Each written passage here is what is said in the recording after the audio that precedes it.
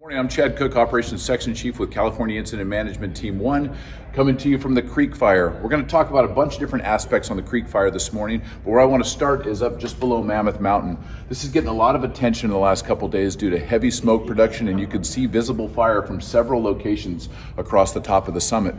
The fire continues to burn in Division Mike. This wilderness area out here is very sparse with fuels, but it does have an area of heavier fuel loading out here. As the fire continues to move out here, this is very steep, inaccessible terrain for firefighters.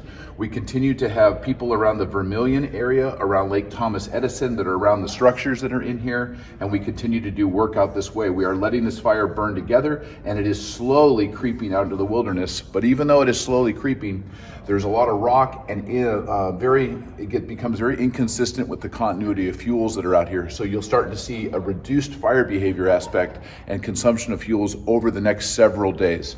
Again, it is cleaning up a lot of deadened down material that's out here on the forest floor, but again, highly visible. As you move down into Division November continues to have a little bit of heat that we picked up yesterday, and crews are continuing to work around that.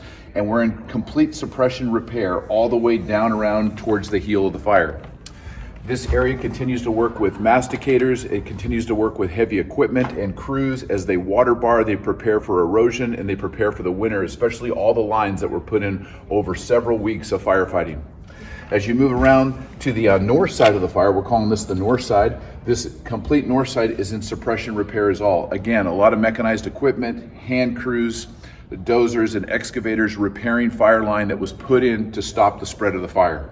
Crews will continue to be working around. Also on the interior of the fire, all these green lines that you see in here, crews are working since there was so much tree mortality in here and trees were killed prior to the fire.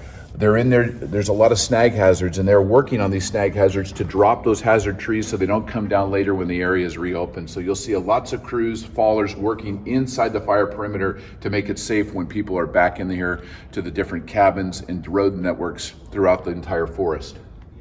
As you move all the way up, you'll see a bunch of open line also in Juliet as you move towards the Yosemite Park boundary. This is all into rock and scattered timber, small stringers, and again, very inconsistent continuity of fuels. So we do have a few pockets of heat that are still out there, but the intent is to let this manage itself, and it will eventually go out into the rocks up here. So you will not see much suppression activity, and we are monitoring this daily with aircraft, as well as the areas that I spoke about earlier. The fire is looking really good. We continue to have some resources that are up in the Mammoth Lakes area. Every day they come down towards Pond Lily, they hike in and they monitor fire spread. They have done some checking action, built some lines into there, and we've set several triggers, especially in the Fish Creek area, in the event fire were to come across there. We feel confident with our models and our predictions that the fire will stay put in those areas, and those resources are monitoring that as they hike in there every day. Overall, the fire is looking really good. Have a great day.